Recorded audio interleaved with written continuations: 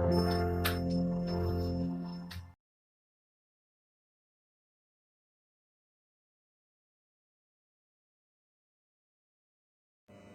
Friends, welcome back to my YouTube channel study art hub. So आज discuss करने वाली हूँ दिसंबर 2015 थर्ड क्वेश्चन पेपर। एक्चुअली मुझे क्वेश्चन पेपर अरेंज नहीं हो पाए थे दिसंबर 2015 के, तो मैंने बुक से ही आपके सामने क्वेश्चंस रिप्रेजेंट कर रही हूँ। अभी तक जितने भी एग्जाम्स हुए हैं regarding to visual art JRF previous year question paper की लिंक आपको डिस्क्रिप्शन बॉक्स में मिल जाएगी, ज़रूर विजिट कीजिएगा। मोस्ट इंपॉर्टेंट क्वेश्चन है, इवन आप फ्रेशर हैं तो आप सिलेबस बहुत अच्छे से रीड कीजिए, उसके बाद क्वेश्चंस पेपर को सॉल्व कीजिए। इवन क्वेश्चंस पेपर सारे ही इम्पॉर्टेंट हैं, सारी ईयर का क्वेश्चंस पेपर सॉल्व कीजिएगा, उससे आप एनालाइज कर सकते हैं कितने क्वेश्चंस रिपीट हो रहे हैं। देखिए क्वेश्चन फर्स्ट है स्क्रीन पर। रविंद्रनाथ चक्रवर्ती ने एक water colour wood cuts boards on पद्म का सृजन किए थे 1936 में। और ये वाला क्वेश्चन काफ़ी बार पूछा गया, इससे पहले पूछा गया था कि बोर्ड्स ऑन पद्म किसकी है, रविंद्र चक्रवर्ती की। कास्ट उत्कीर्णन जिसे बोलते हैं वुड इंग्रेविंग, कास्ट फलक के अंतिम छोर पर किया जाता है, दैट मीन्स इंड ग्रेन वाले वुड पर। भारत में इंटैग्लियो छापा चित्रण प्रारंभ किया था बार्थलोम ने भारत में इंटैग्लियो प्रिंटिंग का स्टार्टिंग किए। इंटैग्लियो में 7 प्रोसेस होता है, plate engraving, dry point, etching, aquatint, mezzotint and viscosity. Gaganendranath Tagore, Mukul Chandra Dey, Mahendra Pandya एवं चंचल बनर्जी में से एक ग्राफिक कलाकार नहीं है। जैसा कि आपको पता है कि गगनेन्द्रनाथ टैगोर पहली बार इन्होंने लिथोग्राफी घनवादी कला आंदोलन से फेमस रहे हैं। मुकुल चंद्र डे इन्होंने भारत में एचिंग टेक्निक का इन्वेंशन किए हैं। चंचल बनर्जी ने भारत में पहली बार वुड कट का इन्वेंशन। और महेंद्र पांड्या एक फेमस मूर्तिकार हैं। इस तरह के क्वेश्चंस में मैं आपसे रिक्वेस्ट करूंगी कि आप जेआरएफ का सिलेबस ज़रूर देखिएगा। इवन मैंने इंपॉर्टेंट सिलेबस जेआरएफ सिलेबस के साथ इंपॉर्टेंट टर्म भी डिस्कस की हूँ कि कौन कौन सा ऐसा चैप्टर है जो स्कोरिंग मार्क्स है, कौन सी यूनिट ऐसी है। सो वीडियो ज़रूर देख लीजिएगा, इवन आपको लिंक डिस्क्रिप्शन बॉक्स में भी मिल जाएगा सिलेबस का। नेक्स्ट देखिए, धसे हुए क्षेत्र में छापा चित्रण प्रक्रिया से की जाती है। धसे हुए क्षेत्र, देखिए एक 2 शीट हमने लिया, ये मेटल की शीट है और ये वुड या फिर लिनोकट की। लिनोकट और वुड में क्या करते हैं, ये ऊपर की तरफ अंदर वाला इंग्रेव करते हैं, ऊपर से प्रिंट लेते हैं। और यहाँ पर क्या करते हैं, इंटैग्लियो में ये अंदर के प्रोसेस, यहाँ पर इंक फिल होती है और ये वाली प्रिंटिंग इस एरिया में कोई भी इंक वगैरह यूज़ नहीं करते। इंक लगाई जाती है, जब ये अंदर फील हो जाती है तो ऊपर के सरफेस को क्लॉथ से क्लीन कर दिया जाता है। तो ये प्रोसेस याद रखिएगा कि जो धसे हुए क्षेत्र में प्रिंटिंग ली जाती है वो इंटैग्लियो प्रोसेस में ली जाती है। एक छापाकार नहीं है, कौन छापाकार नहीं है, Raja Ravi Varma he was a famous artist. Even इन्होंने ओलियोग्राफी प्रिंटिंग मशीन लगाई थी, ओलियोग्राफी प्रिंटिंग मशीन, ठीक है। छापाकार नहीं है लेकिन प्रिंटिंग मशीन लगाते हैं, जिसमें इन्होंने 1894 में first print birth of Shakuntala ready किए। पुनर्जागरण कालीन चित्रकार ने बिटवीन फॉर्म का आविष्कार किए लियोनार्डो दा विंसी ने। चौर पंचासी का चित्रित पांडुलिपि है, पूर्व मेवाड़ शैली में चित्रित किया गया। आर्ट एंड क्राफ्ट आंदोलन का नेतृत्व किया था विलियम मॉरिसन ने। प्रसिद्ध महिला पुनर्जागरण कालीन कलाकार थी, प्रसिद्ध महिला पुनर्जागरण कालीन कलाकार हैं आर्टिस्ट आर्टेनेशिया जेटिलेस्की, दक्षिण में देश प्रवृत्ति प्रारंभ किसने किया था, केसीएस पानिकर ने 1966 में चोलामंडल ग्रुप की स्थापना किए थे।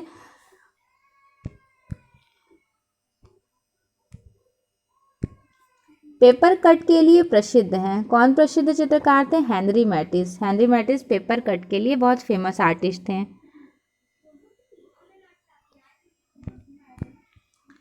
फ्लोरेंस कैथेड्रल के गुंबद का प्रमुख वास्तुकार कौन था, फिलिप्पो ब्रूनालेस्सी। मंदिर वास्तुकला पर मध्यकालीन ओडिशा संस्कृति ग्रंथ का नाम शिल्प प्रकाश। मिराक मिर्ज़ा ग्यास मुख्य वास्तुकार थे। हुमायूं के मकबरे, हुमायूं के मकबरे में डबल डोम दोहरी गुंबद का यूज़ किया गया था। ठीक है, और हुमायूं का जो मकबरा है ये किसने डिज़ाइन किया? अकबर के टाइम में ये बनवाया गया था। इनकी मिसेज़ वाइफ हमीदा बानो बेगम ने बनवाया है। मिराक मिर्ज़ा ग्यास डिज़ाइनर थे। और मिराक मिर्ज़ा ग्यास कौन थे? जहांगीर की मिसेस थी नूरजहां, उनके फादर थे मिराक मिर्ज़ा ग्यास। इनको अतामुद्दौला की उपाधि मिली है। जहांगीर ने इनको अतामुद्दौला की उपाधि दिए थे। The development of Hindu iconography पुस्तक के लेखक कौन थे? जितेंद्रनाथ बनर्जी। भीम की चौरी जो गुप्तकालीन मंदिर अवस्थित है दारा मुकंदरा कोटा में, और ये किस टाइम ड्यूरेशन की है? याद रखना है आपको, गुप्तकालीन है, गुप्त टाइम का है, गुप्त काल का। मनियार मठ अवस्थित है राजगीर में, गुप्त काल का ही है मनियार मठ भी, जो राजगीर में है। मशहूर विज्ञापन मोलिन राग को रूपांकित किए थे टुलूज लौत्रे। प्रथम बार के लिए पूर्ण रोमन टाइप फेज को विकसित किया था निकोलस जैनसन ने। एक टैगलाइन का रूप जाना जाता है पंच लाइन के नाम से। ऑफसेट प्रिंटिंग में इमेज रिप्रोड्यूस होता है यथार्थवाद, वही दैट मीन्स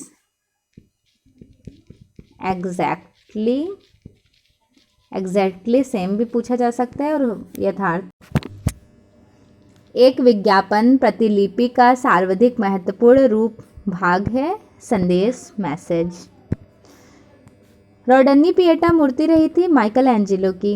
ऐसा कहा जाता है कि इनकी लास्ट मूर्ति है। ठीक है, संगमरमर से निर्मित विख्यात मूर्ति रेप ऑफ सेवाइन विमेन बहुत फेमस है जाम्बुलांगना की।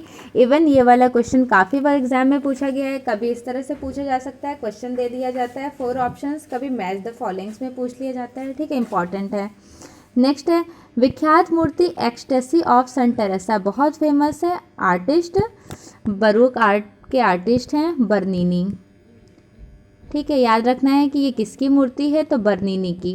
एक्सटेसी ऑफ सन टेरेसा बर्नीनी की बहुत फेमस रही है। अब बर्नीनी बिलोंग करते हैं बरूक आर्ट से। बरूक आर्ट स्टार्ट हुआ है 1600 टू 1750 टाइम ड्यूरेशन तक चला था। कहाँ चला था? इटली में। यहाँ पे बेसिकली लाइट एंड शेड को डिपिक्ट किया जाता था, और पेंटिंग इस तरह, स्कल्पचर इस तरह रिप्रेजेंट किए जाते थे एज लाइक कि उसमें देखने में ऐसा फील होता है कि भ्रम पैदा किया गया है। लाइक बिल्डिंग को वास्तविकता से ऊंची दिखाई गई, इवन पेंटिंग हाइपर रियलिस्टिक बने। और उसके ही साथ बर्नीनी ने जो मूर्तियों को रिप्रेजेंट किए थे, मूर्ति होती थी मार्बल की, लेकिन look like as a test wax की तरह रिप्रेजेंट होती थी। बरूक आर्ट के फादर जन्मदाता कहे जाते हैं कैरावेज्यो। अदर आर्टिस्ट हैं पीटर पॉल रूबेंस, रैम्ब्रा, और बर्नीनी यहाँ के मूर्तिकार हैं। एल्यूमिनियम को साफ करने के लिए प्रयोग किया जाता है अमोनिया क्लोराइड का। सैरामिक हिनेवा संबंधित है जापान से। मूर्तिकार सुबोध गुप्ता का प्रिय माध्यम क्या है? धातु, स्टील। क्रोनोलॉजिकल सीक्वेंस अरेंज करना है trial proof, proof, artist proof और एडिशन। क्रोनोलॉजिकल सीक्वेंस है, सबसे पहले क्या करते हैं? पीसना, फिर चित्र बनाना, सरेस लगाना और स्याही लगाना। ठीक है, वस्तुओं का सही समूह, लेविगेटर, गम अरेबिक, वॉश आउट सॉल्यूशन और दूसरे। लिथोग्राफी का प्रोसेस है। लिथोग्राफी का इन्वेंशन 1798 सर सेनेफेल्डर के द्वारा किया गया। आर्टिस्ट का क्रोनोलॉजिकल सीक्वेंस, एन.एस. बेंद्रे 1910 में जन्म हुआ, एम.एफ. हुसैन 1915 2011 में मृत्यु, के.जी. सुब्रमण्यम 1924 और जगदीश स्वामीनाथन 1928 में जन्म, 1994 में मृत्यु। क्रोनोलॉजिकल सीक्वेंस अरेंज करना है। जैक लुइस डेविड बिलोंग करते हैं नियो क्लासिज्म आर्ट मूवमेंट से, 1748 में जन्म, 1825 में मृत्यु। Van Gogh post impressionism artist हैं, 1853 में जन्म और 1890 में मृत्यु। Paul Klee expressionism art movement में एक पार्ट चला था, उसका नेम था ब्लू राइडर ग्रुप। उस ग्रुप के मेंबर हैं 1879 में जन्म और 1940 में मृत्यु। डेविड हॉकनी 1937 में जन्म हुआ। कालक्रम के अनुसार भारत में राजकीय कला विद्यालय, ठीक है, कला विद्यालय का सीक्वेंस अरेंज करना है। इवन इनके बारे में अगर आपको ब्रीफली थ्योरी लाइक आपको ऐसा लग रहा है कि पढ़ना है, तो एक हमने यूथ कंपटीशन है, यूथ कंपटीशन बुक प्लेलिस्ट में जाइएगा, देखिएगा वहाँ पे थंबनेल लिखा हुआ है। ये जितने भी कला विद्यालय हैं, भारत के सारे कला विद्यालय के बारे में वहाँ पे एक्सप्लेन है। इवन कब इस्टेब्लिशमेंट हुआ, कौन कौन से वहाँ पे टीचर थे। जैसे मद्रास कला विद्यालय 1850 में इस्टेब्लिशमेंट हुआ था। 1884 में यहाँ पे E.B. हैवल टीचर थे। 1929 में D.P. रॉय चौधरी टीचर थे और 1957 में K.C.S. पानिकर टीचर थे। 1997 में यहाँ पर एक म्यूज़ियम इस्टेब्लिशमेंट हुआ था। कोलकाता ग्रुप 1854 में टाइम ड्यूरेशन रहा है। बॉम्बे ग्रुप 1857 और जयपुर 1946।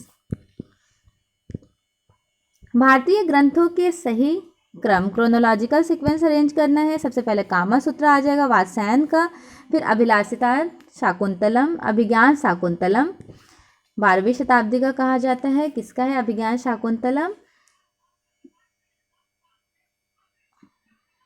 सोमेश्वर का है। कादंबरी बाणभट्ट, अभिनव भारती, अभिनव गुप्त। रॉडिन का क्रोनोलॉजिकल सीक्वेंस लगाना है उनके स्कल्प्टर का।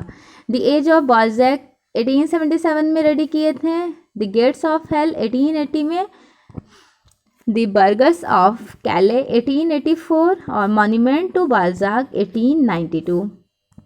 4P ऑफ मार्केटिंग का क्रोनोलॉजिकल सीक्वेंस अरेंज करना है। सबसे पहले प्रोडक्शन, प्राइस, प्लेस और प्रमोशन। सिंपल तरीके से सबसे पहले हम लोग पेंटिंग रेडी करते हैं, ठीक है, उसका प्राइस लगाते हैं, फिर उसको एक गैलरी में एग्जिबिट करने के लिए एक अच्छा सा प्लेस सर्च करते हैं, देन उसको प्रमोट करते हैं। मैं बस ऐसे ही एक्सप्लेन कर रही हूँ अपनी पेंटिंग के अकॉर्डिंग, इस तरह से आप रिलेट करके लर्न कर सकते हैं। चलिए नेक्स्ट क्वेश्चन देख लेते हैं। उपभोक्ता संस्था संबंधों को प्रभावित करने वाले कारकों का सही अनुक्रम। समीकरण, संप्रेषण, बर्ताव और बदलाव। 3D एनिमेशन सोपानों का chronological sequence. Modelling, texturing, rigging and rendering. काफ़ी बार पूछा गया है एग्जाम में ये वाला क्वेश्चंस, 2 to 3 टाइम्स पूछा गया है, इंपॉर्टेंट है। मूर्तिकारों का क्रोनोलॉजिकल सीक्वेंस। केएस कुलकर्णी 1918 में जन्म हुआ। MM देवियर वाला 1922। विपिन बिहारी गोस्वामी 1934 और विमन बी दास 1943। स्कल्प्टर बताना इसका क्रोनोलॉजिकल सीक्वेंस। मूर्तिकला का सबसे पहले होता है मुखाभ्यास, श्रृंगार, टॉयलेट, फिर दब्बुल। मूर्तिकला के सही क्रोनोलॉजिकल सीक्वेंस, देखिए टॉयलेट बहुत फेमस है शांको चौधरी का और दब्बुल है राघव कन्हैरिया का। नेक्स्ट क्वेश्चन है क्रोनोलॉजिकल सीक्वेंस अरेंज करना है। कुव्वतुल इस्लाम मस्जिद, सुल्तानगढ़ी, शेरशाह सूरी का मकबरा और लाल किला। ये वाला क्वेश्चन सॉल्व करने का सबसे अच्छा तरीका है कि दिल्ली सल्तनत, जो शॉर्ट नोट्स है दिल्ली सल्तनत का, उसका सीक्वेंस देखिए कि गुलाम वंश में कौन कौन से मॉन्यूमेंट्स हैं। देन खिलजी वंश, तुगलकी, सैयदी, फिर उसके बाद Lodhi and after end of the 6 number पर आ जाता है मुगल डायनेस्टी, फिर उसका मॉन्यूमेंट्स देख लीजिए। इस तरह से 2-4 बार भी रीड कर लेंगे, आपका ये सारा क्वेश्चंस बहुत ईजिली क्लियर हो जाएगा। अजप्शन है प्रिंट मेकिंग दृश्य कला की अभिव्यक्ति के माध्यम के रूप में समझा जाता है। जो प्रिंट मेकिंग होती है वो दृश्य कला की अभिव्यक्ति के माध्यम के रूप में समझा जाता है। अजप्शन एंड रीजन देखते हैं। क्योंकि प्रिंट मेकिंग प्रक्रिया के प्रत्येक चरण में शामिल होता है। So here both are correct, दोनों सही है। अजप्शन है पॉल गॉगेन ने वुड कट और एचिंग दोनों में काम किए, लेकिन पॉल गॉगेन चित्रकार थे और प्रिंट मेकर का अभ्यास भी किए थे। सो हियर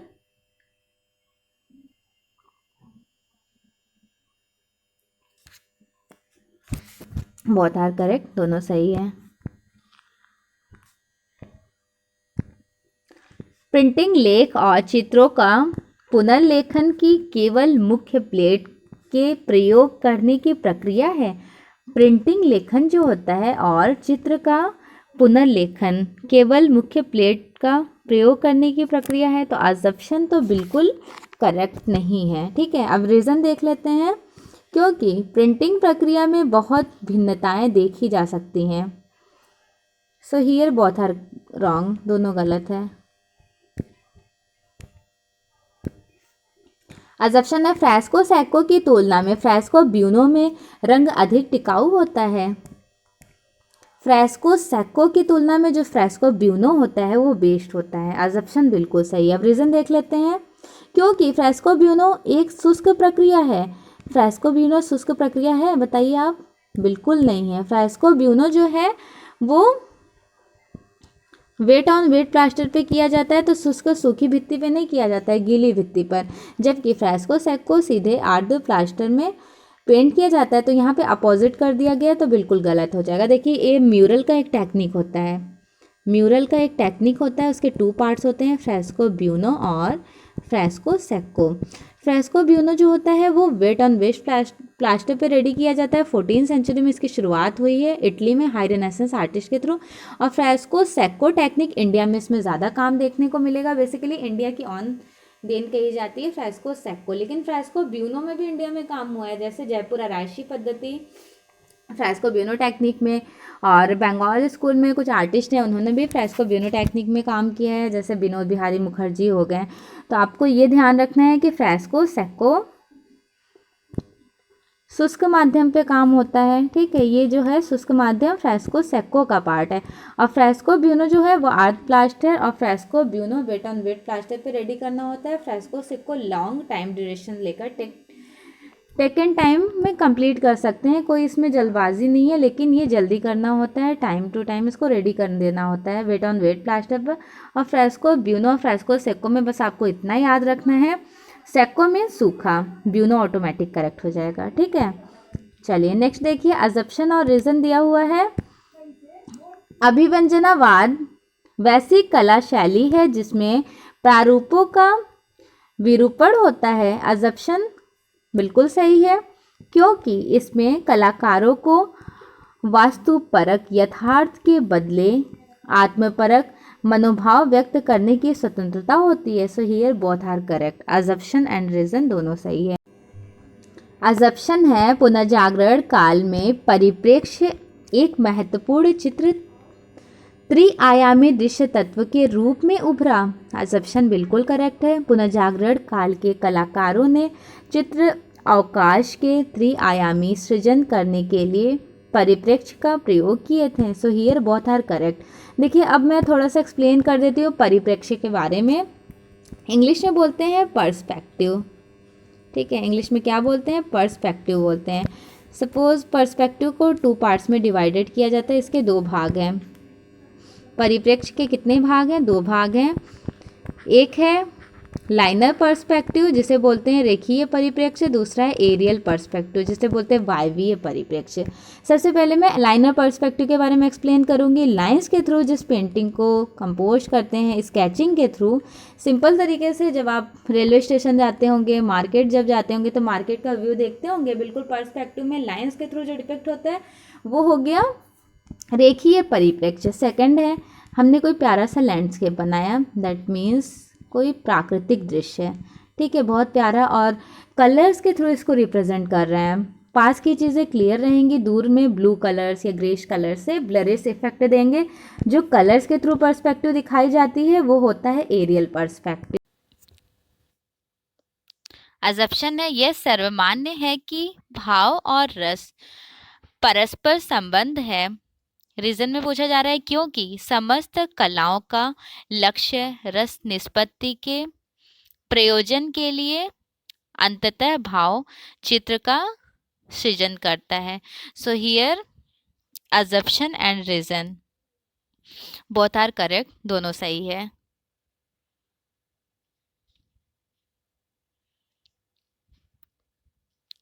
अजम्पशन है मध्य एशिया की गांधार कालीन प्रतिमाएं निर्विवाद रूप से गचकारी शैली में बनाई गई। अजम्पशन बिल्कुल गलत है। रीजन देख लेते हैं, क्योंकि गचकारी शैली सर्वाधिक आघात वर्ध्य प्रकृति की होने के कारण इसमें कलाकारों को विवरणों को उद्घाटित करने की अधिक गुंजाइश होती है। सो हियर अजम्पशन देखिए बिल्कुल गलत है और रीजन सही है।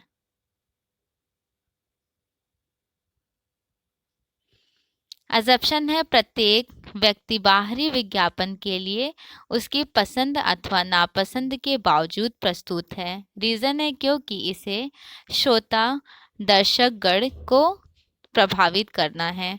So here assumption and reason both are correct, दोनों सही है।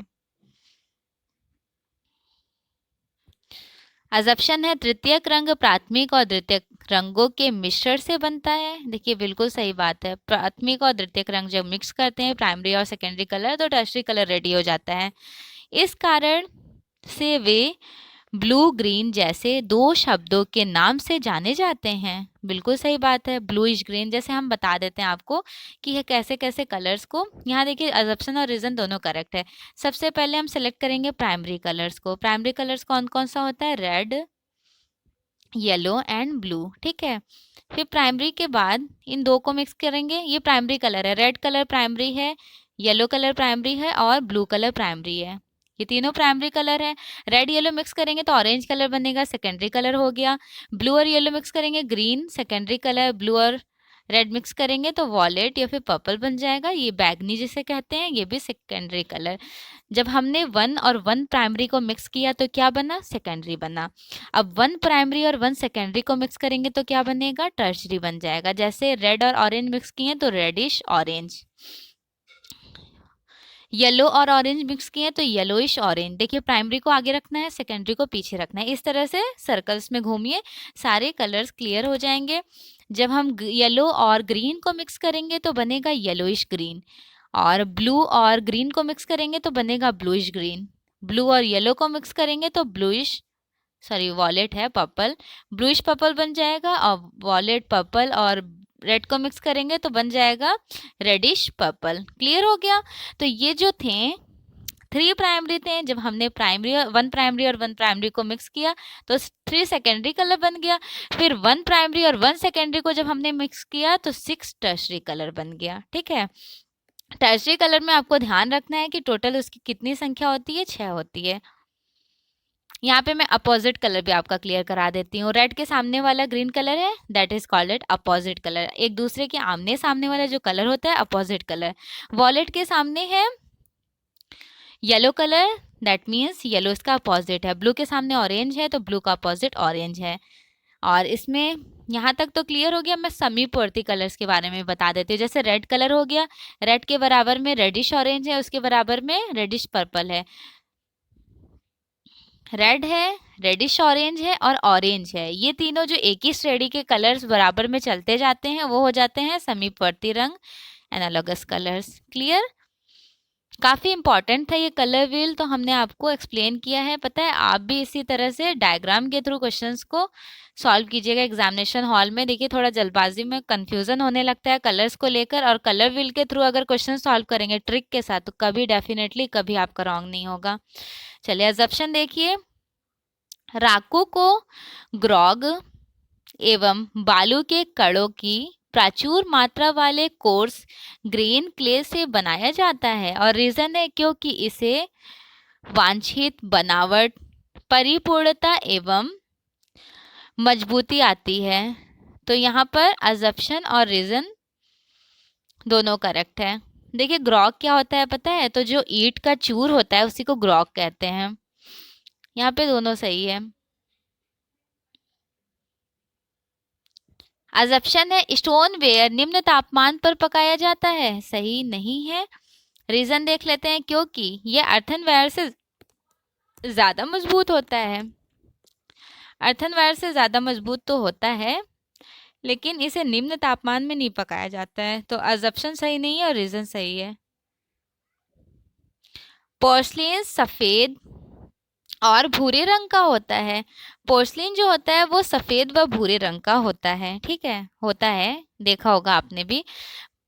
भूरा मतलब वो वाला भूरा नहीं, ब्राउनिश वाला नहीं होता है। पोर्सलिन एक ब्राउनिश भी होता है, ग्रे स्टोन में भी होता है, क्योंकि यह अत्यंत फाइन सॉफ्ट क्ले है, अत्यंत फाइन सॉफ्ट क्ले नहीं है। अजम्पशन सही है, रीजन रॉन्ग है।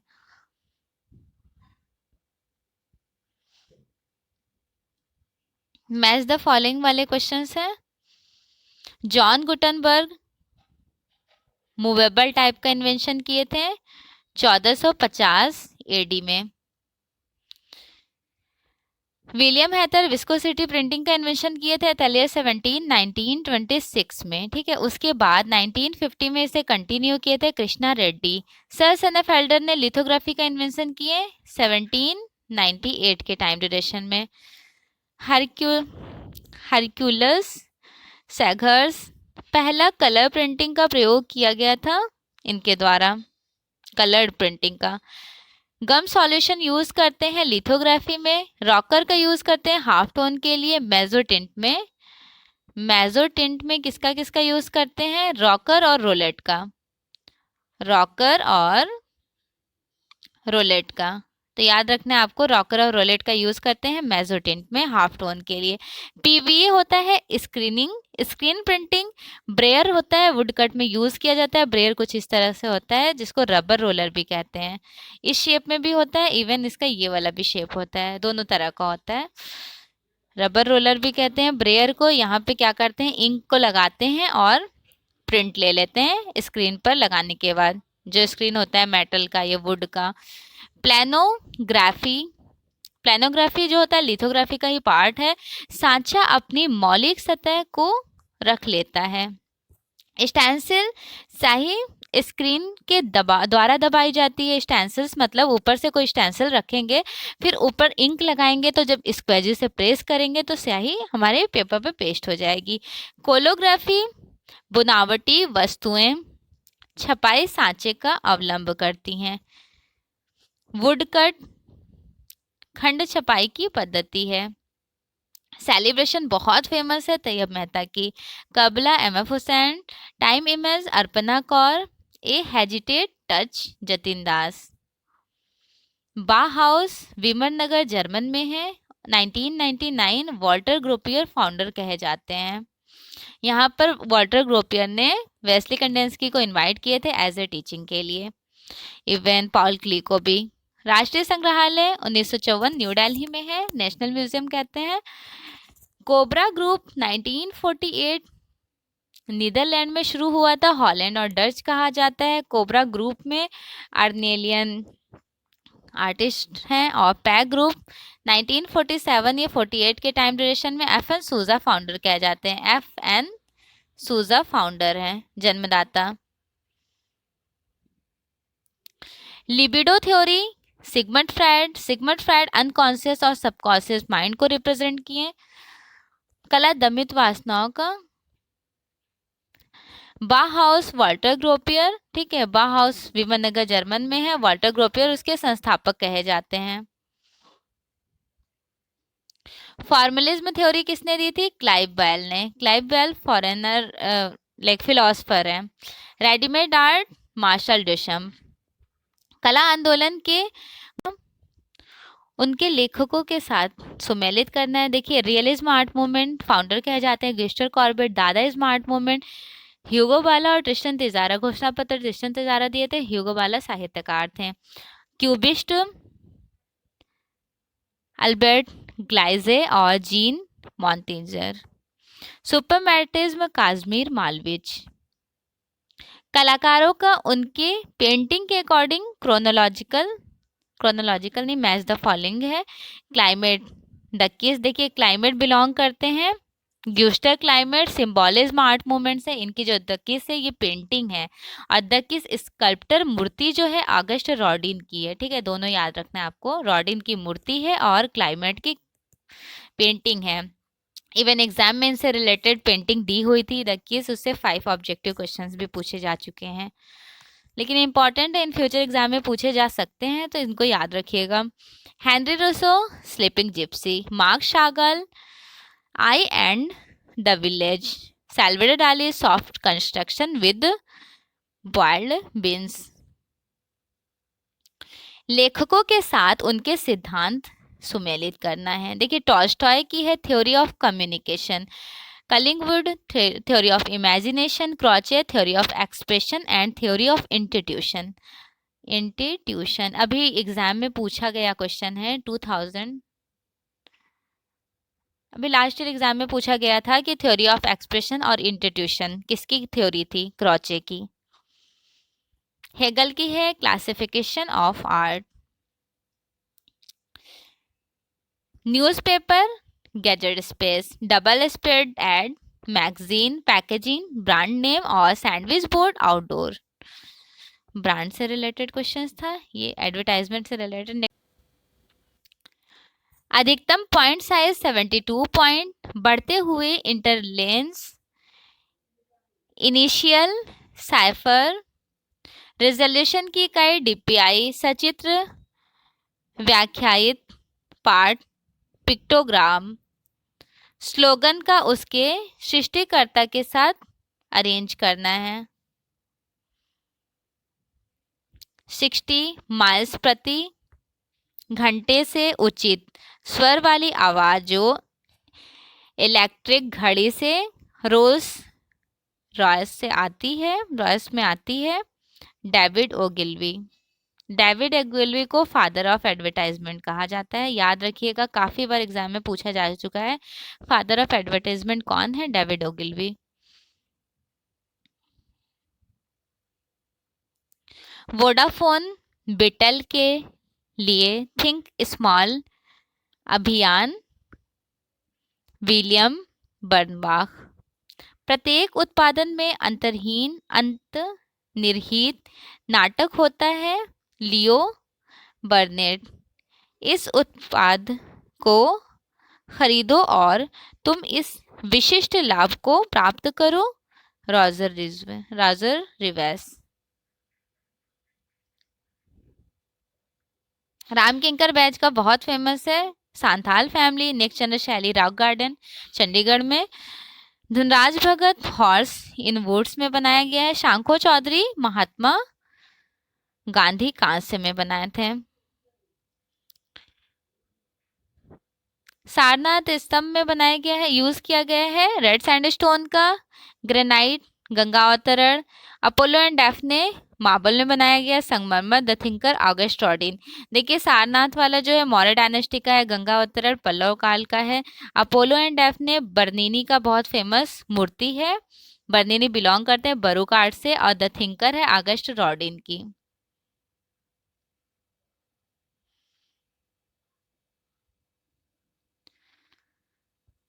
सिर में पहनने वाले शक्वाकार रीति संबंधित लिबास, आओ ट्राइब, नागालैंड। छेदे पत्थर के पर्दे, सीरी सैयद मस्जिद। कांस्य की नटराज प्रतिमा चोल वंश की है। और Unakoti Shiva shrine, Tripura. So finally आज की क्लास में इंपॉर्टेंट क्वेश्चंस कंप्लीट हो गए। नेक्स्ट क्लास में जून के क्वेश्चंस सॉल्व करूंगी। चैनल पर न्यू है तो प्रीवियस वीडियोस आप ज़रूर देखिएगा, इंपॉर्टेंट वीडियोस हैं। So thanks for watching, best wishes for your exam.